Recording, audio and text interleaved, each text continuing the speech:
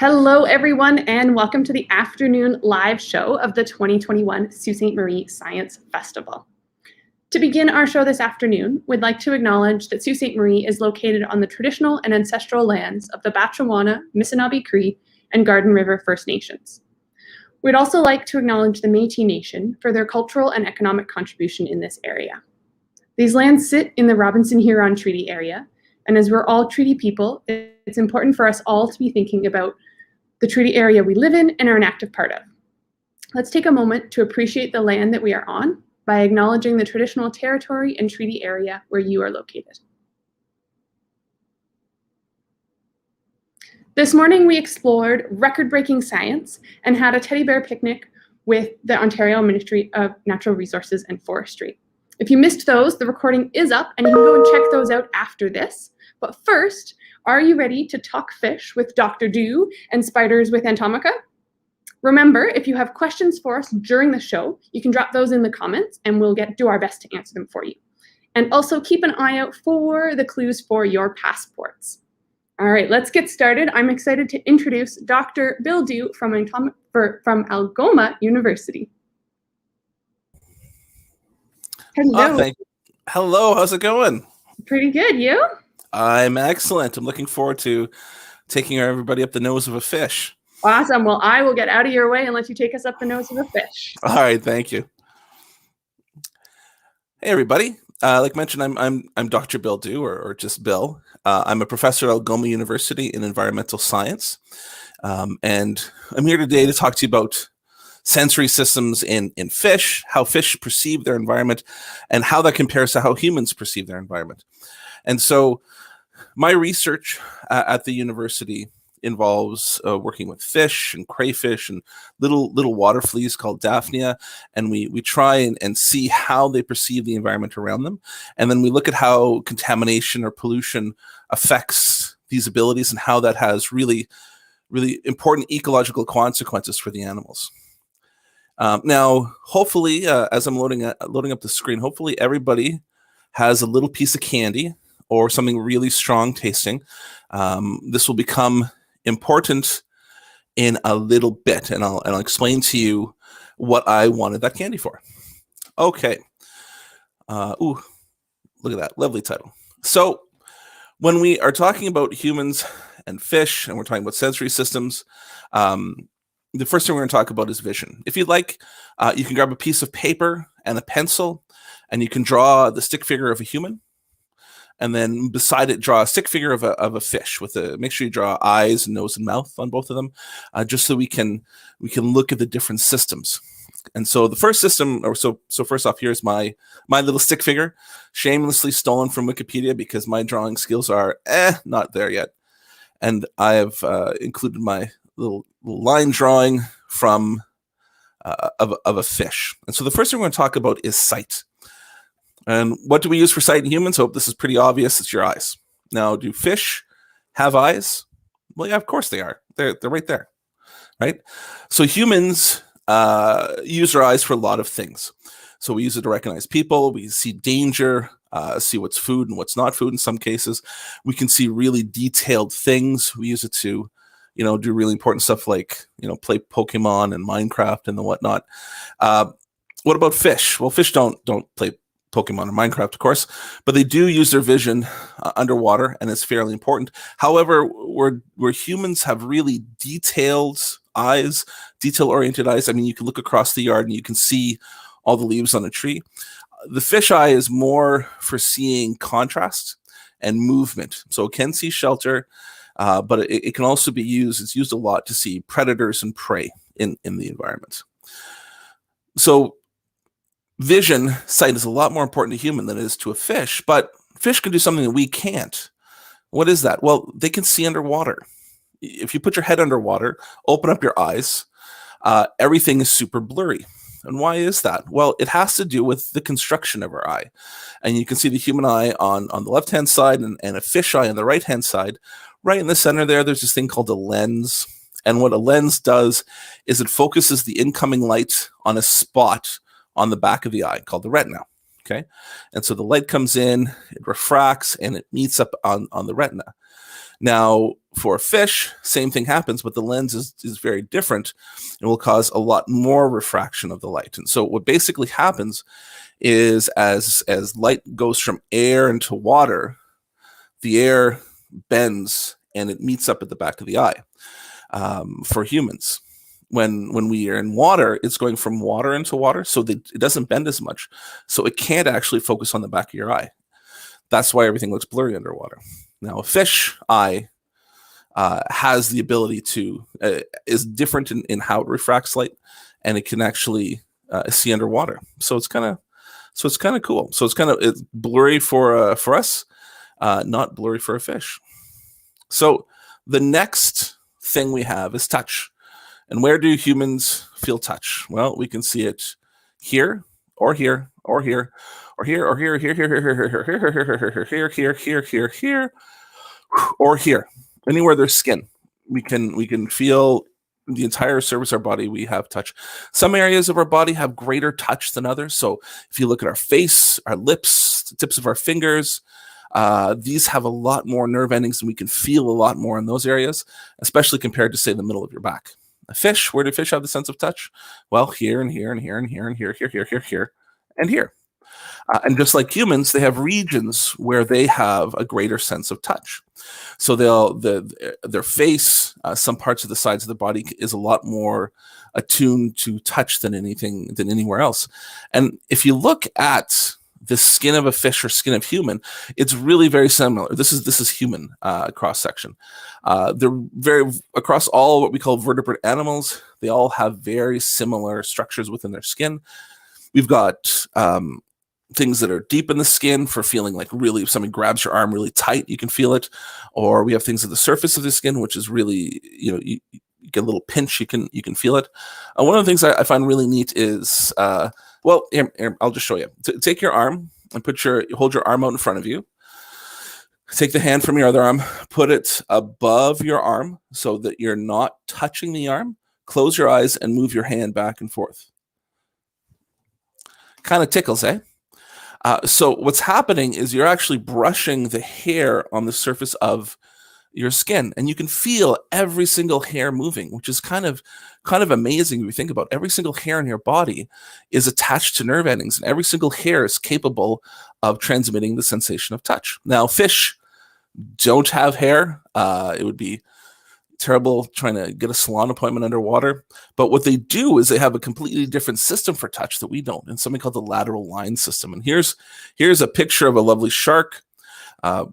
And with the lateral line system pointed out, it doesn't really have red stripe, of course. But along this lateral line, there's all these different cells that can detect pressure.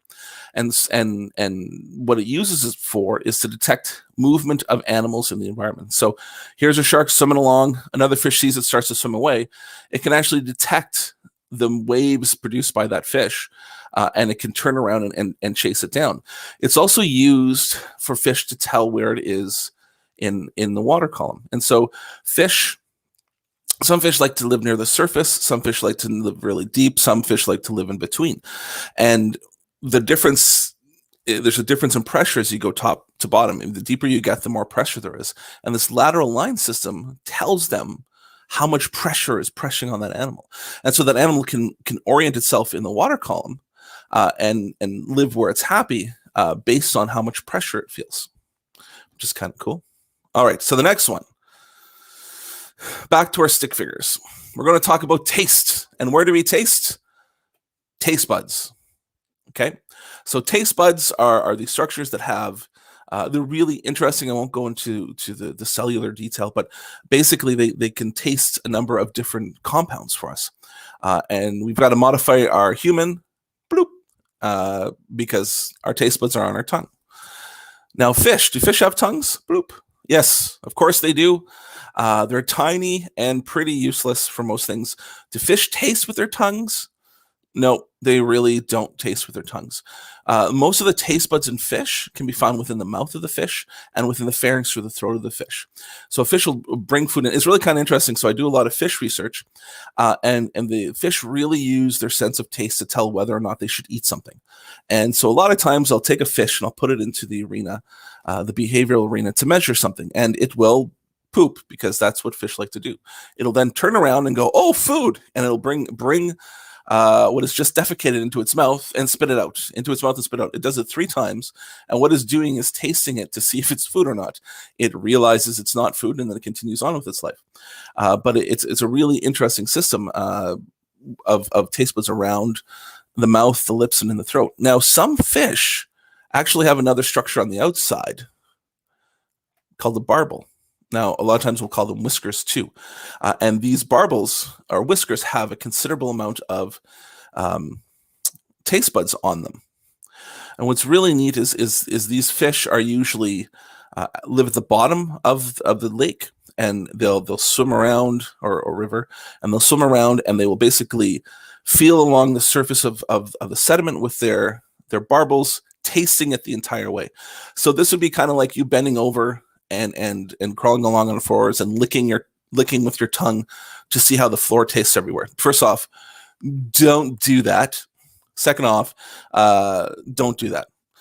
Fish have these external structures to do it. And what's really neat is how many different types of barbels exist. And so this is just a sampling of them. We can see an A on the top left-hand side. This barbel is many, many, many, many, many times the length of the fish. This fish is kind of a freaky fish. You won't catch it if you go fishing around here. It's a deep sea fish. And in the deep, deep ocean, in the midnight zone, it's called, the fish can't really see very well because there's not a lot of light. So it needs another system to tell what's going on. And you'll find barbels and protrusions from fish of all kinds. And this one is extremely long barbel. Now, E on the top right-hand side is a catfish, and so is F, which you're probably more familiar with. And on the bottom left, we've got a cod. And the cod will just have one little barbel hanging down. And there are other fish that have barbels too that you can't really see. They're on the margins or the edge of the mouth. Zebrafish, have you ever seen a zebrafish? They actually have a barbel, but it just looks like their lips, which is kind of neat. And my favorite fish of all time has barbels on it. You want to guess? Well, I can't hear you, so hopefully someone guessed it. And that's a sturgeon. Sturgeon, one of the most gorgeous fish species you will ever see. And you can see it's got 4 little barbels on its cutie patootie snout that it uses to detect flavors or tastes along the surface of the sediment. And it will tell whether or not there's something there that it eats, and it will engulf the sediment and strain it through its gills. Okay, so what's our next sense? Well, our next sense is smell. Now, this is the one I mentioned at the beginning of our presentation. This is the one I actually study in fish. I study how fish perceive their environment through their sense of smell. And in humans, it's really important, right? I mean, you can tell if something smells good, something smells bad.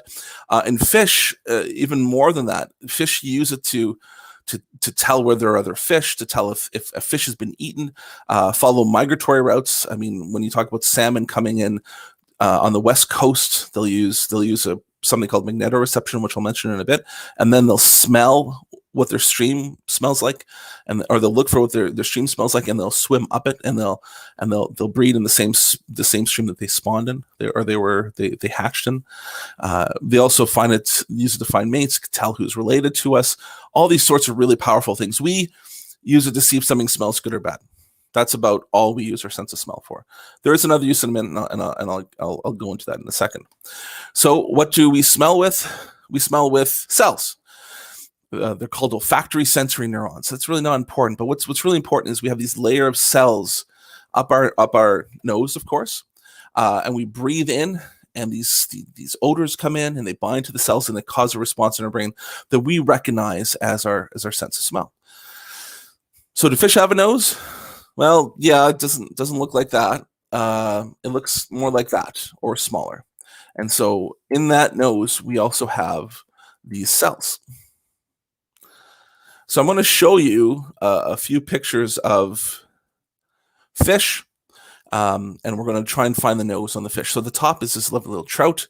It's very hard to see, but right in front of the eye, right there, bloop, there is a little tiny opening. And this little tiny opening has 2 holes in it, and that's where the nose of the fish is. It's very, very small in some species. It's still very, very strong, but it's tiny. Here we've got a little pufferfish or a boxfish. It's got a larger nose. It's a little different than some of the other noses on the fish. And here we have a sturgeon. Now, the sturgeon's nose is very big. You can actually see these little black lines in it. These are the flaps of tissue that make up the nose. You can clearly see that there's two openings. So the first opening, what happens is water will flow in and over these cells that I talked about. And the second one, water will flow out. So when you want to smell, you all go, and you sniff in and you breathe in at the same time. And we can actually breathe through our nose. We can bring in oxygen through our nose. I'm sure you already know that. Fish can't. Fish can't go and breathe water in. Their respiratory system, their breathing system is only through their mouth and out their gills. The nose is this little pit the water has to go over top of in order for them to sense. And the water will go in and out of the nose or the nasal cavity, either because they're in a river and the water's flowing, or because they're in a lake and they're swimming. And so the nose is extremely sensitive on fish, and it's not really part of the respiratory system. So its structure is completely different than it is in us. And I would also argue that it's a lot more important to fish than it is to us. All right, we've got to the point where we need some candy. I said jelly beans because one, I love me some jelly beans, and two, they're really strong flavor. You need something with a complex flavor. It can't just be sweet or salty or anything like that. So what I want you to do is I want you to take your candy or your piece of orange or apple, and I want you to plop it into your mouth or place it into your mouth, and I want you to start chewing. And I want you just to savor the flavor of whatever it is you're eating. Don't swallow it yet. And then what I want you to do is I want you to plug your nose. So plug your nose and taste it again, and close your eyes and really think about the taste. Okay, and as you're still chewing, open it up again and see if it tastes different. And then, of course, you can finish chewing and swallow it because you don't want to be chewing on a jelly bean forever, as good as it tastes. What should happen is you should have this really wonderful flavor. Let's say you put a blueberry jelly bean in, and you taste this wonderful flavor of blueberry. As soon as you pinch your nose, that wonderful flavor will go away, and all you really taste is sweet, right? Maybe some umami, but mainly sweet. And that's because the vast majority of your sense of taste is actually your sense of smell. Your tongue has taste buds for sweet, salty, bitter, sour, and umami or savory. So that's as complex as your tongue gets. Not very complex. But your sense of smell can detect all sorts of different chemicals. And that's why we have a complex sense of taste, is because it's actually our sense of smell. If you've ever had a cold or a flu and your head's been all stuffed up and everything tastes like cardboard, that's because you can't smell. It's not because you're sick. It's because you can't smell. When you can smell, things taste really good. When you can't smell, things don't taste so good. I mean, you even get super fancy wine people. I think they're called sommeliers. Yes. Fancy wine people, and they'll take the wine and they'll swirl it around and then they'll sniff it and, oh yes, this is really good. It's because they're experiencing the wine with their sense of smell, which is really the vast majority of your sense of taste. Okay, so what sense do we have next? Which one do we have left?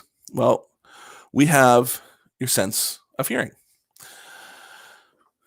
What do we hear with? Well, I know you want me to say ears, but we actually hear with something called hair cells. Hair cells are these really cool cells in our body. They're found within our inner ear. They have all these little projections on the top, and when a sound wave comes in, it causes these projections to move in one direction or the other, and how it moves will dictate how you perceive that sound. So if it's really loud, it'll move a lot. If it's really quiet, it'll only move a little bit. And we have hair cells in humans, and it's pretty obvious. We have ears, right? This very large ears kind of reminds me of my father-in-law. But we have these hair cells within our inner ear. Now, this is an outer ear. And then we've also got the inner ear, which I'll show you in a moment. Now, fish, do they have ears? Yes. Well, if you find a fish that looks like this, bring it to a biologist because there's something wrong. Fish don't have external ears. Fish do, however, have internal ears. And we're going to look at it. So humans have external ears and internal ears, where fish only have internal ears.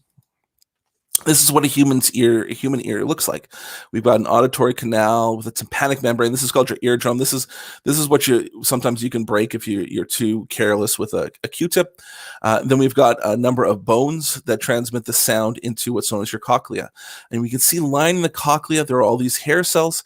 And depending on what hair cells within the cochlea are activated, you'll know the pitch or the strength of the sound. If you want a really in-depth discussion about hearing, there's a TV show called Storybots on Netflix, and they do a really good job of explaining how hearing works in humans. Now, in fish, it's a lot less complex. We just have this inner ear structure. And so what has to happen is the sound has to travel through the water. It's a lot harder to travel through water, air for sound to travel through water than for air. Then it has to go through the side of the fish, the tissue of the fish, and then into the inner ear. So they don't pick up the complexity of sounds that we do. There are fish that you have complex communication systems. There's a lot of grunting and clicking and snapping and that type of thing. And there's some fish with specializations. That's what this is here. This is something called Weberian ossicles attached to a swim bladder, which amplifies the sound for the inner ear. But generally, fish hearing is not as good as ours. Okay. Yeah, so the next thing I want to talk about is our sixth sense. Okay, so I'm not going to talk about ESP because that's not real. But what I'm going to tell you about is a really important sense with a really big name, and that's called proprioception. Woohoo, fancy. The best thing to do for this is to do an experiment. So what I want you to do is I want you to stand up. Okay. If you're already standing, great. I want you to quickly look where your feet are. Okay. Then look straight ahead. Put your arms out in front of you, straight out in front of you, and close your eyes. And I want you to march and spot for 10 seconds. Okay. So starting now. Keep marching. Good job. Knees could be a little higher. Okay. Now I want you to open your eyes and look where your feet are. Your feet are in pretty well the same spot, unless you tripped and then, I'm sorry about that. How did you do that? How could you possibly be in the same spot? You could not see where you were. I mean, you couldn't hear where you were, smell where you were, taste where you were. Now, your feet, you can touch the ground and you're going to feel it on the bottom of your feet, but that doesn't tell you where you are in space. You've got this sense in your body called proprioception, and there's special tissues and organs in all your joints and connecting your muscle between your muscles and your bones. And it will tell you where your body is, even if you're not looking. And so this proprioception is really important. Now, here's a fun trick you can play if you want. If you're a youngin' and you want to play a trick on an older person, draw 2 X's on the floor. Do that exact same thing where you close your eyes, arms out in front, and march in place, but do it for about a minute. And I guarantee that you'll be closer to the X than your parent or your grandparent. And that's because as you get older, the cells responsible for proprioception don't work as well. And you'll actually go off. They'll go further off the X than the kids. Now, there's other senses that I haven't talked about. So, for example, there are some people who claim that there are 53 different senses within humans. Most of those are about chemical concentrations and blood pressure and whatnot that we can't actually perceive, consciously perceive, but our body can perceive it. Now, we do have other types of external perception that you can think about. One of them is balance. So you can stand on one leg. That's balance. We have pain. If you get stabbed with something, that's a pain. It's called nociception. It's actually different than touch. And then we also have something called thermoreception. We can tell when something's hot or cold, and that's not. It's associated with touch, but it is distinct from touch. And then fish have additional senses that we don't have. They have something called magnetoreception. They can detect the magnetic fields of the earth, just like birds can, and they use it to migrate great distances. They also have electroreception. Some fish can detect electrical impulses in the water. Sharks have little openings on the bottom of their snouts where they can detect electrical impulses of animals. Some actually produce electrical fields, and they use it like a sonar. They can tell where the distortions in the field are and the potential prey is. And some have evolved, it's not a sense, but some have evolved the ability to cause really big release of electricity, and that would be something like an electric field. So hopefully you've enjoyed our journey through the senses of the fish and humans and up the nose of the fish. And if you have any questions, I'd be more than happy to take them.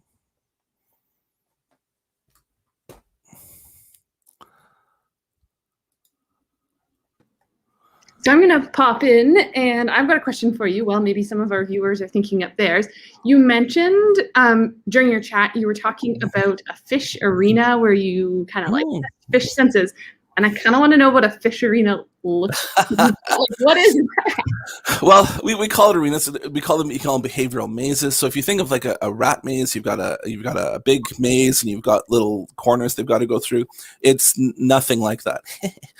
My mazes, I'm interested in the sense of smell, and so I've got a flower box. If you have a flower box where you grow flowers outside, I went to Canadian Tire and I got one, and we put the animal in the middle of this arena or this flower box in a little chamber so it doesn't swim back and forth, and then you throw something that smells good in one end and something that doesn't smell at all in the other end, and you lift the chamber up and you see where they swim. Hopefully, if they can smell it and they're attracted to it, they go towards the smell. If they don't like the smell, they'll swim away from the smell, and then I can see if contamination affects that. When you put copper in the water, for example, the fish can't tell where the smell is anymore, and it just swims around aimlessly. Oh, very cool. All right, let's have a look here.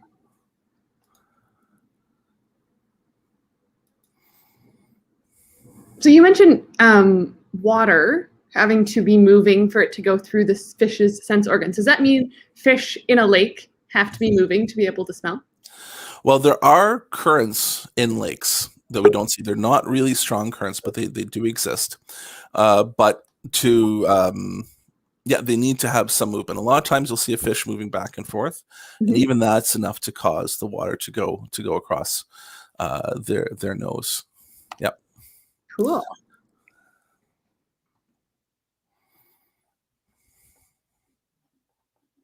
All right. Well, thank you so much for sharing about fish and their senses with us today. That was really, really cool. I didn't know all that about fishes smell or see, or it's very cool to think about the differences between us and how they perceive things. So. And normally when I tell people I study how fish smell, they wonder like how bad they smell, and it's like, well, it depends on how long they've lived out in the sun. But yeah, a lot of people don't realize that fish actually, their most important sense is their ability to smell. Like our most important sense is our ability to see. But yeah, it's quite an interesting area to study. Mm-hmm. Fantastic. I did just pop the clue for your passports in there, everyone. So make sure you draw your fish in the Dr. Blue square for your passport. And then I think we are just about set to go with Emtomica for our next piece. So thank you so much, Dr. Du, for joining us, and have a great rest of your day. My pleasure. See you later. All right, we're going to get Emtomica set up here to join us. Let's see here. All right, hello, Emtomica. I think we need to turn your camera on so we can see you. There we go. Hello. Hello. Hello. So we're just getting used to this one. So we're going to try to figure out how to turn our camera around. Why aren't you turning around? You silly goose. Maybe Jacob can help us. He's so much better at techie stuff. Okay, let's see. It doesn't have the arrow button. No, it doesn't. You might have to just actually physically turn the tablet. Sometimes if you just turn the tablet, it'll automatically switch. Ooh, I think There we go. Jacob, the tech master, found the right button. Perfect. All right. Well, everybody, I want to welcome Emtomica here with us today. They're going to do their tantalizing tarantula extravaganza. So I'm going to get out of the way and let them have the screen to share all the cool stuff they've got with us. Thank you. A second. There we go. Okay, are we all set to go? Can you see me nice and big? Hello, everybody. I'm Sierra. I'm here at Emtomica. I'm a bug wrangler. And Jacob's going to do most of the presentation today and show you all the fantastic tarantulas. But I just wanted to give you a little introduction because we recently moved. We used to be at the mill market, Now we're over here at the bush plane. That's where there's all these planes surrounding me. So I'm going to take you inside. Well, actually, first, so some of you might have visited us already. Some of you might not have had the chance. Oh, what's going on? Jacob doing hand things. Talk towards the camera. It's cutting out a little bit. Oh, I'm sorry, everybody. I'm a fast talker, and I just go all over the place. So some of you may have visited us already, but we moved here a year ago, and then we had to shut down right after, and then we opened up for a couple months, and then had to shut down again for COVID. But hopefully, fingers crossed, we'll be able to open up 7 days a week really soon. So for those of you who haven't had the chance to come down and visit all of our bugs, come on into Emtomica, and I will show you around. You go first, Chris. Hello, everyone. This is Jacob. He is going to show you the fantastic tarantulas today, but this is the new beautiful fantastic space with all of our lovely vivariums. This is where we have the bugs during the day when they're out for their show and tell. And they've got beautiful living plants and mosses and everything lovely. And then our lab is back there. And as you can see, here is our fantastic tarantulas that you will be getting to know very soon. But first, I'm going to take the camera and I'm going to flip it around and introduce you to Chris. So there, it works. Okay, this is Chris, and he's going to be our tarantula wrangler specialist today. He's going to show you all of them and hold them. He's very brave, much braver than I am. And now we are going to pass it over to Jacob, who is going to do the presentation part. And I'll see you guys later. Bye.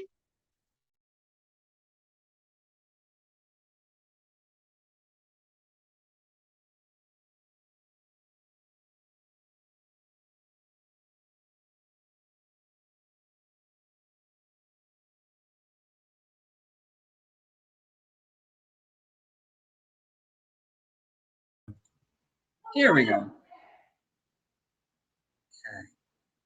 So we should go to here. Everyone seeing this okay?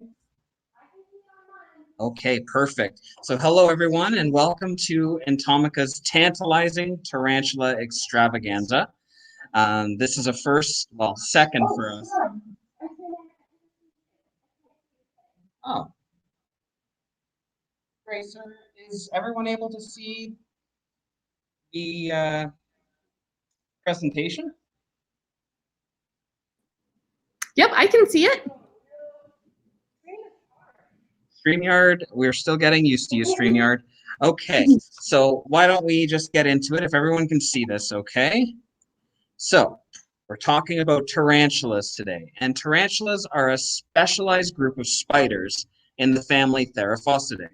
There are two major groups of tarantulas that we recognize. There's the New World and the Old World, just for the more common terms for them. They possess hairs on their body, which are known as setae. They have fangs, which are at the front of their cephalothorax, or their pistolioma, I believe is the word for it. It's hard to roll off the tongue there. But they have 8 legs, 2 pedipalps, which are almost like an extra set of legs they use to actually grab their prey. And of course, those 2 major body parts, the fused head and chest, and their abdomen. And of course, all tarantulas are venomous. Yeah, they are venomous, not poisonous, although some can be. They do all have venom. Here's a picture of their body. This is their basic anatomy of all spiders and tarantulas. So you can see they've got their eyes, their brain all at the front end. You have their venom glands, all kinds of really weird parts, but lots of them are really similar if you've ever looked at vertebrate anatomy as well. Yeah? Oh. You're stuck on the first screen. Yeah, it looks like we're still seeing the title screen. So what I'm going to do is I'm going to remove the PowerPoint from the presentation for just a second and see if that resets it so we can see the cool pictures you have going on. Okay. Let's see if that gets us going. I believe I'm on the 3rd or 4th page on my end here, and it says you are sharing. So that's curious. We might be okay now. Yeah, should I stop sharing and then start sharing again? Do you think I that think might? let's give that a shot. See if we can get our friends to see the PowerPoint. Okay. Oh, there we go. I think actually the screen just changed for me. So I think we're going to Okay, be. I hit stop there. I'm going to hit share again. Share screen.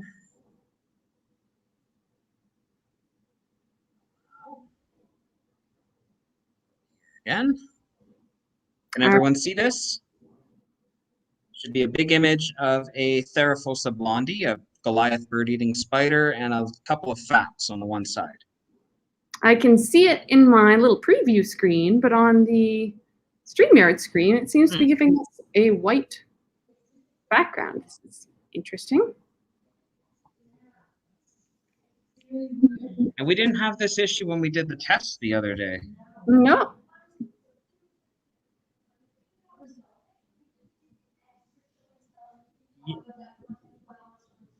Sure. Yeah, let's go for it. Let's go for it. Yeah. So hit stop share here, and let's just go right to the tarantulas. We'll just show them off, know all about them. Okay. Sounds good. Do you want me to switch back over to the tarantula cam then? Yes, please. All right, let's do that. Okay, it's Sierra here again. I'm going to be your cameraman now. And the fellas, these gentlemen, are going to show you these fantastic tarantulas. Let's do it. The first one here is our favorite. Her name is Rosie. She's a Chilean rose hair tarantula.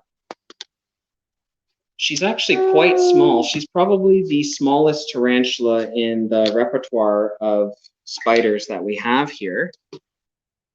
But she's been held by tens of thousands of people. She's even been to the ROM in Toronto for a special Canada Day event. And she is the sweetest tarantula we have. You can see I'm not wearing any gloves.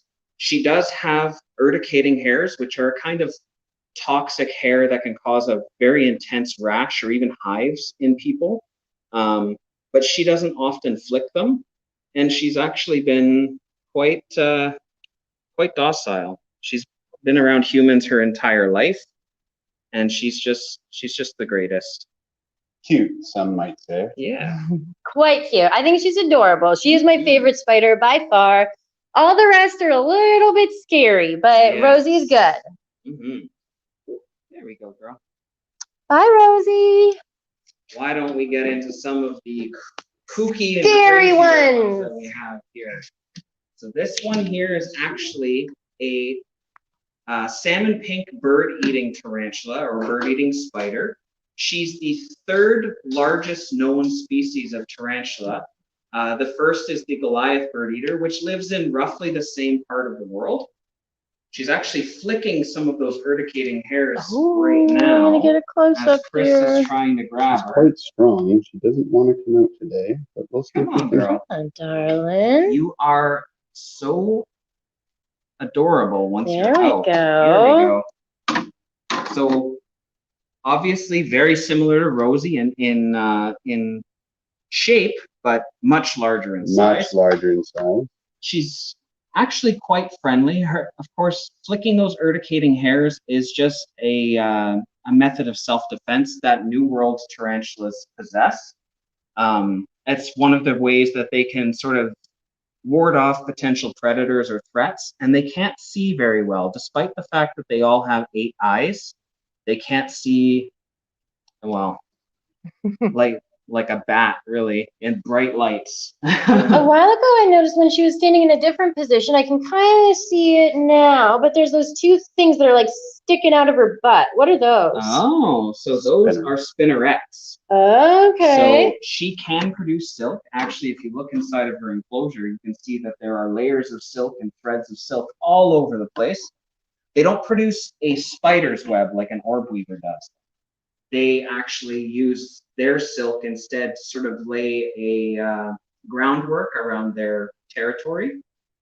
Depending on the species, they can use them as guidelines to get back to their nest. or they can use them as a kind of hammock when they go to molt. There's a good view over it. Yeah, just like that. Yeah, she's gorgeous, eh? Oh, okay.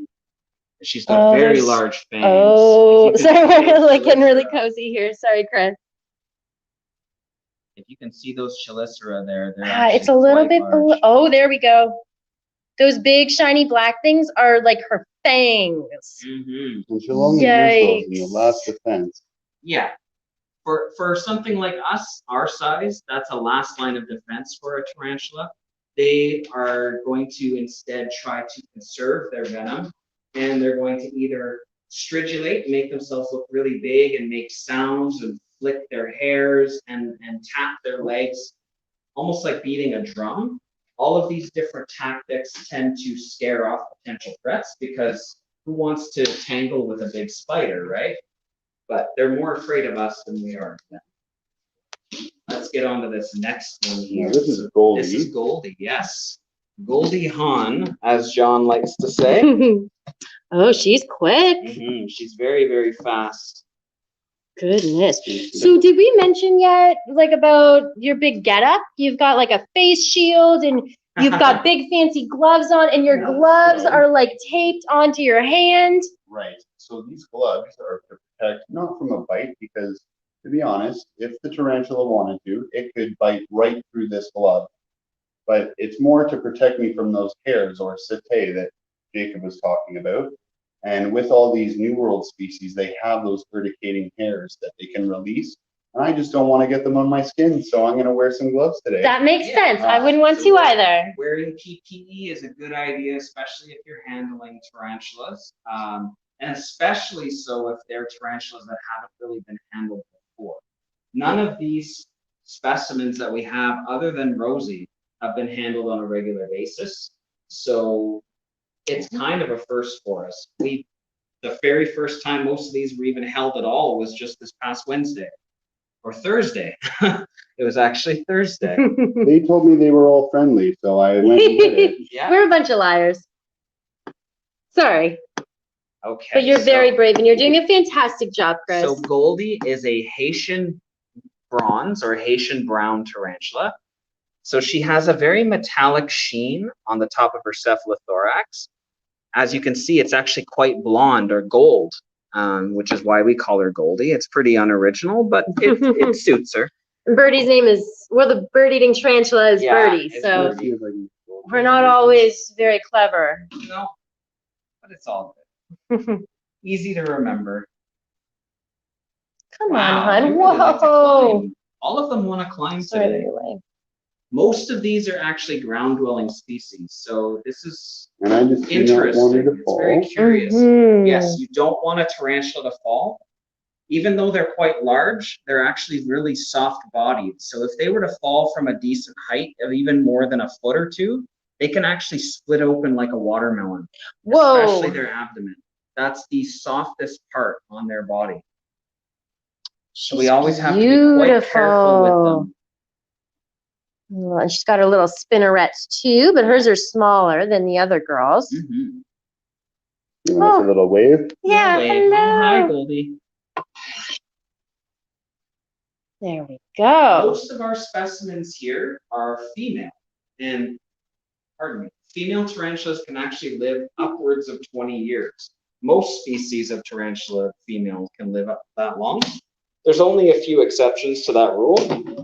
The males, however, of any of these species tend to live only a few years. I believe there's only a handful of tarantula specimens of species that we have that actually live at least half of the age that a female would. Wow. Most only live 2 to 4 years, and there's only a few that can live 10 to 15. So Poor little guys. most of these, though, being female, we will have for quite a long time here at Emtomica. Who's our next one? Oh, the next This is is Dee Dee. Dee Dee. Oh, I'm gonna try to tippy Dee. toe and get a little view So here. Dee Dee here is a Mexican red knee, a Brachypelma hammeri. There's Brachypelma hammeri and Brachypelma smithi. The difference is actually really minute, but when we first received this tarantula, it was labeled as a smithy, but upon closer observation, we found that it was actually a hammer. I think she's the prettiest. Look at Mhm. those stripes. She is Gorgeous beautiful. color, Oh She's my absolutely beautiful. goodness. And she too has the urticating hairs that she likes to Yes. flick. Yeah, she loves flicking those hairs. And in fact, most of the New World tarantulas we have flick hairs so often that they end up with a little bald spot on the back of their abdomen. But it's okay. They do grow all of that hair back upon their next molt. So once a tarantula has reached its adult size, which can take anywhere from 6 months in some species to up to 3 years in others. Oh, sorry, she jumped a little bit. Yeah. Spooked me. Once they reach their adult size, they stop molting regularly, as in like every couple of months. And usually it ends up being only once a year or once every couple of years. But when they do go to molt, they do grow back all of their urticating hairs, and then they're ready to go for another round, you know, scaring off potential threats. All right, so here we have Hey. Indy. This is Indy, Indiana Jones. And she's blending right in because she's so dark. Mhm. Now, come on out, little lady. So this is a Brazilian species, just like Birdie. Oh, you can actually see the indigo. And despite her size, she is actually a type of bird-eating spider as well. Like hummingbird. Yeah, like a hummingbird, yeah. I'm she's going to go quite around to the small. back and see if I can get a better view of this operation here. That's better. Would you like me to bring that? Yeah. I just couldn't see her out the other way. But I want to watch you do this. Indy's species, the blue-violet bird-eating spider, or blue-violet tarantula, is actually a really bright, almost iridescent blue when they are still a spiderling or a sling. But as they age, they darken up significantly. So now Indy is actually more black than anything else, but there is still a little bit of a blue sheen, almost like a raven black, to her legs and the hair on the legs. Yeah, I can see that. Mm-hmm. So she's not quite as brightly colored as she was when she was young, but she's still quite gorgeous. She's cute. What a cutie patootie. Bye, Indy. That's my mother's dog's name. Oh, Indy? She's a blue Australian Shepherd. So Indigo. Yeah. Yeah. Yeah. We are again not creative. It's good to have names that you can remember easily. When we have Rosie the rose hair. When we have this many specimens, it's nice to have something you can easily remember. That makes sense. I'm still disappointed in us. All right, This one's one of the ones that's a little more creative. Kazoo! Kazoo is a pet name Hey, for him. little Kazoo. I've called him Cuzco. Looks like he's taking a little nap in there. So Cuzco is a Peruvian black bird-eating spider. That's her little hidey hole. Yeah. Boy or girl, Jacob? Female, based on the Female. size. So she likes to hide in there and take little naps. Yeah, there's no way to know for sure unless you know what to look for. Typically, the males will have really club-ended or even hooked pedipalps.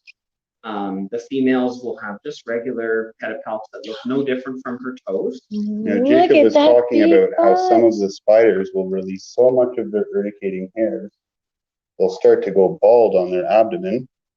And as you can see here, Kazoo really likes to flick those urticating hairs. And yeah. And that's why we're wearing face shields, or at least Chris is. You gotta be prepared, right? What a cute butt she's got. Goodness. So you may be wondering too what we feed all of these tarantulas, because many of them are really, really large. So they would have quite an appetite. despite the fact that several of them are bird-eating spiders, we don't actually feed them birds. And even in the wild, it's really rare for them to actually take down a bird. They typically would go for rodents, small frogs and lizards, large insects, or even other spiders. Here in captivity, though, we typically will feed them crickets. And we gut load our crickets so that they're really, really big and really nutritious. And we typically will give them a different amount depending on the size of the spider. So Birdie there can get upwards of 10, even 15 crickets at once, whereas one like Athena or Rosie may only get 3 or 4. So it really depends on the spider and how hungry they are and the size they are on what we will feed them. This one's my favorite. So this is actually a New World tarantula, but it doesn't have urticating hairs.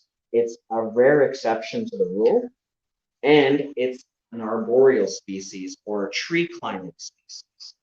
Her name is Athena, and she comes from Trinidad and Tobago. She's known as a chevron tarantula, and she's actually hiding in this little hollow here in the back. Oh, and Chris got her attention. She might just come up. Well, come on. Yes, I do.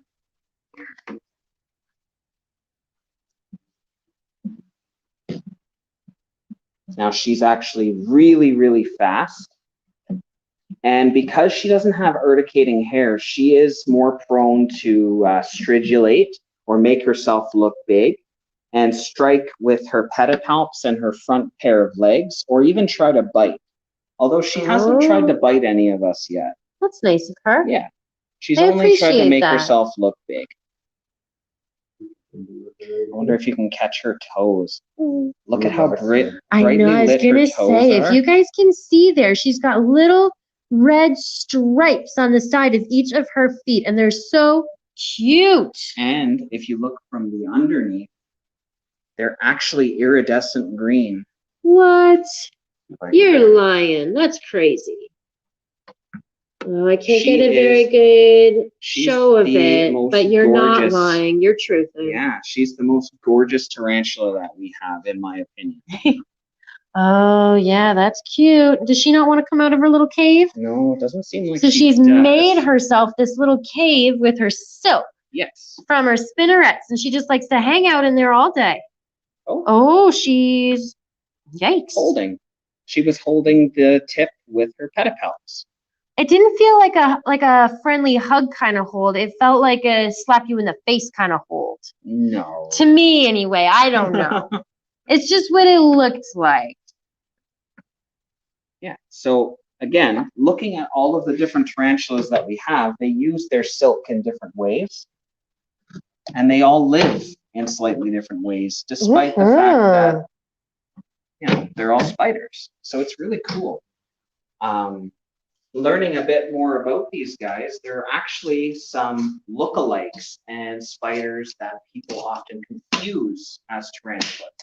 Here we have our wolf spiders and our dark fishing spiders, but there are also the wandering spiders, or banana spiders as they're sometimes referred to. They can get quite large and they are quite hairy, but they're not immediately related to Theraphosidae or true tarantulas.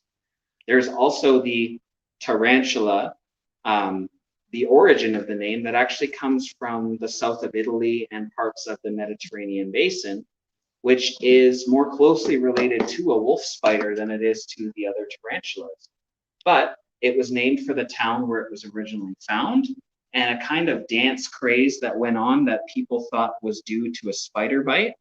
It's a really weird culture, folktale myth, but it is the origin of the name. And all of these other hairy tarantulas, these hairy spiders that resembled them, were named for that original spider.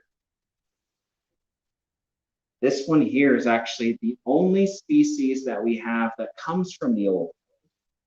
Old world spiders like this do not have urticating hairs, like I said. They are more prone to stridulating and postulating and to biting. So we have to be really, really careful with them. And this one here actually molted and shed his skin about 2.5 weeks ago. So he's pretty fresh.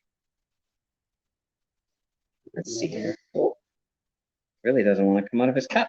Yeah, all I can see is just a black. Oh, Oh, there we there we go. Hey, little sugar. Oh, he's got a tiny little butt. And I threw a lot of crickets in there, so.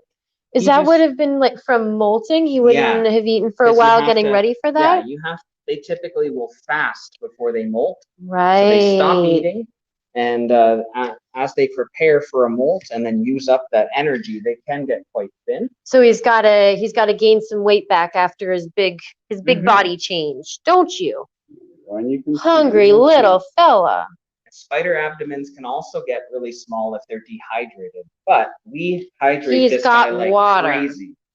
The Hysterocrites, or the red baboon spider, despite the fact that he's black, they can be quite red, and that's more common than the black variant. They love water. They can actually swim in water, which is a really cool fact. And I've watched several videos on it, but I have yet to see it myself because none of the ones that we have taken to swimming in bowls of water or in bodies of water. I have noticed when I'm giving them water, when I'm giving them crickets, that sometimes they'll just sit right in their bowl of water. They're not swimming, but they just want, it's like a little kiddie pool for them. They kind of squat themselves down into the water and just soak it up. And it's only the Hysterocrites that really do that. Cool. Okay, so that's all the spiders that we have to show. Do you want to go back to the computer and we could do like a question and answer thing? Yeah, sure. All right. It is 2:56, so we've got time. Okay. I'll let you get set up there and then I will turn this one off. Okay. I'll just watch Chris at work while that's happening. Yes, do something fancy, Chris. Do a dance. Spider dance. Oh, very nice. Okay, I'm going to turn this off because. Yes, I am on. We are here. So do we have any questions about our tarantulas or about insects?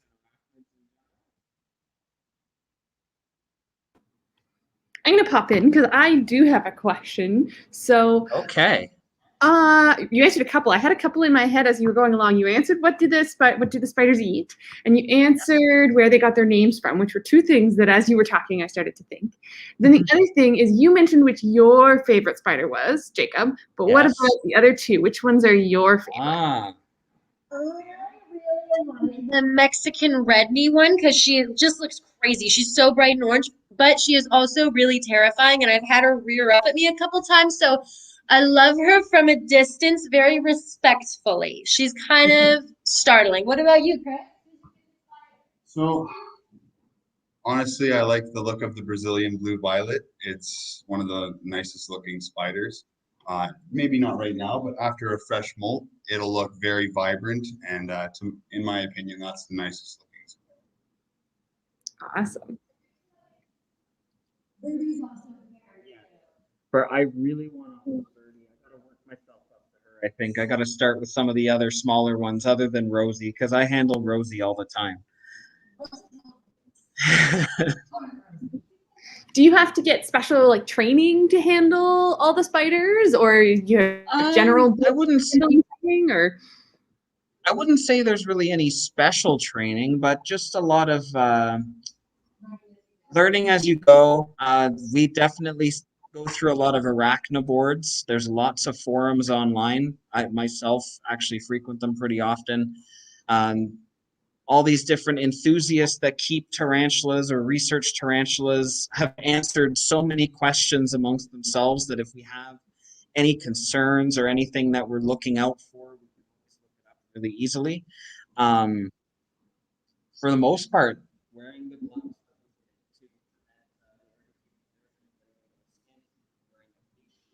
all of that's really just a particular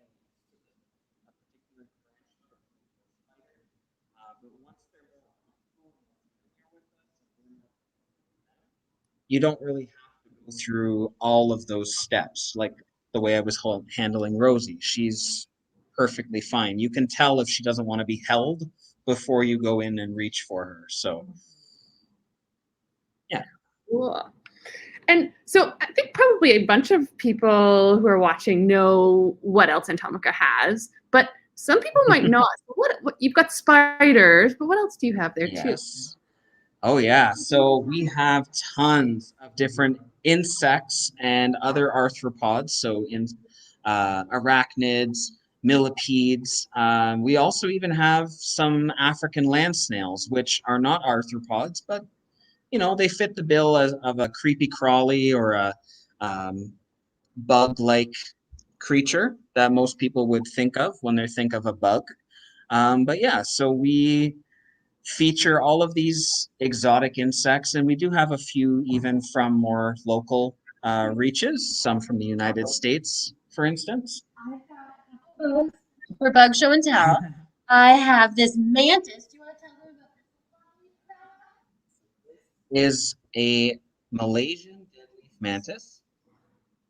She is still quite young. She's not full grown yet. I'd say she's more like a teenager. She's a subadult nymph. They're typically found on the fourth floor, and they are active predators. So they stalk and hunt. Yeah, they stalk and hunt their prey, which are typically small insects or other arthropods. But some mantids like this can actually get quite large, and they can actually take down even vertebrates. So there's video evidence of these guys even taking down small frogs or really small birds. It's kind of gruesome, but that's nature. Wow. We've also got stick insects. We have leaf insects. All different kinds.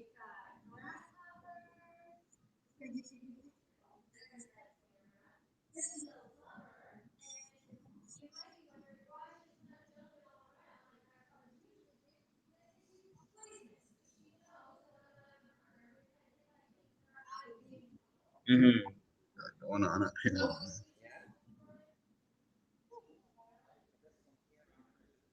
Is Oh,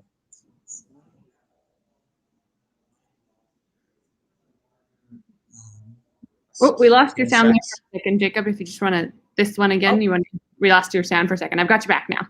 Okay. This one here is known as a spiny devil or a land lobster. They come from the island of Papua New Guinea, and they're one of the more robust and thicker stick insects or phasmids.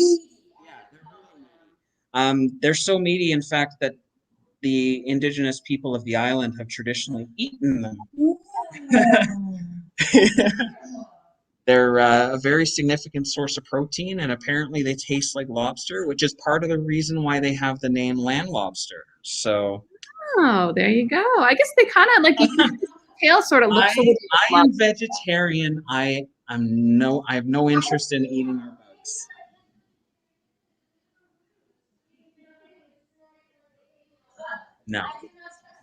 No, we're good.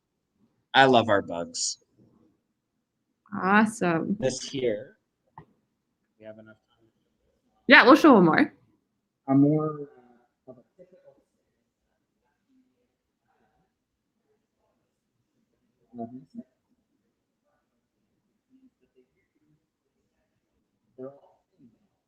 They just lay their eggs maturity, and the eggs have imperfect mother. So generation to generation are just clones. Hmm.